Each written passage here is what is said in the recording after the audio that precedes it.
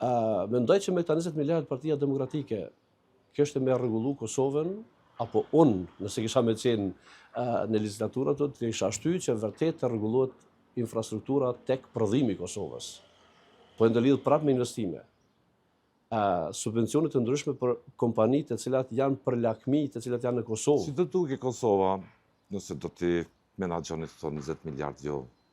Po e tham në një situatë jashtëzakonisht e mirë krahasuar me këtë sot, me zhvillim ekonomik, me fabrika dhe me investor nga jashtë, shumë investor nga jashtë. Për shkak se potenciali i Kosovës është e posedon. Vetëm politikat fiskale, birokratike, rruga ligjore të rregullohet dhe investorët janë të gatshëm. Ne kemi shumë pranë vetës njerëz të cilët neve na ofrohen dhe pyesin çka mundi me bën Kosovë, cila është rruga më e lehtë dhe më e mira. Por kemi pas shumë vizita kur vinë në Kosovë dhe shohin që duke dreku apo në darkë ndalet rryma. Edhe shtrohet pyetja çka ndodh. Kemi fabrika të cilat nuk guxon 24/7 as edhe një sekond me u ndal rryma. Prodhimit.